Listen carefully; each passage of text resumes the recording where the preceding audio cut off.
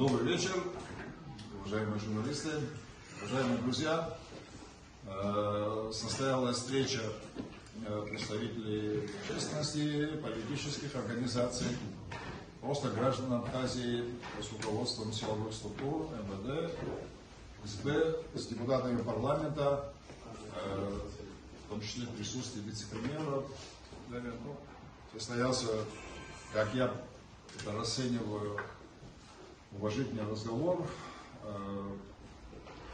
С вниманием были выслушаны аргументы пришедших.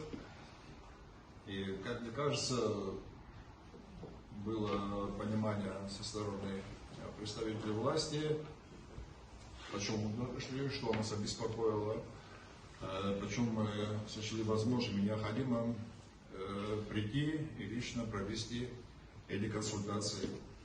Вот, насколько я знаю, я, честно говоря, когда был, я это не знал, было уже опубликовано на данный момент заявление министра МВД с тем, что он сожалеет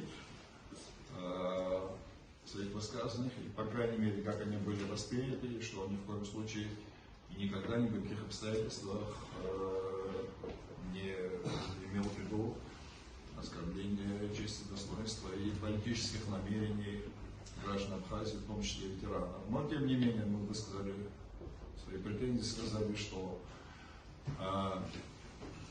оценка политических действий, намерений выходит за пределы компетенции, в данном случае, министра МВД, что круг его обязанностей четко и точно ограничен законодательством.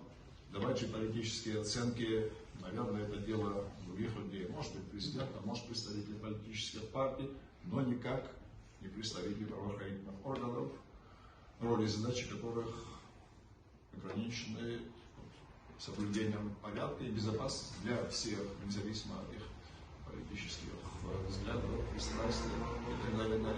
Проведение митингов, шествий, чего угодно, это наша конституционная обязанность.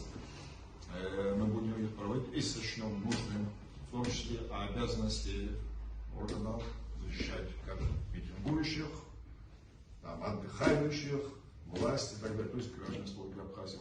Вот вступили, дальше наши товарищи вам подробно скажут, что там было.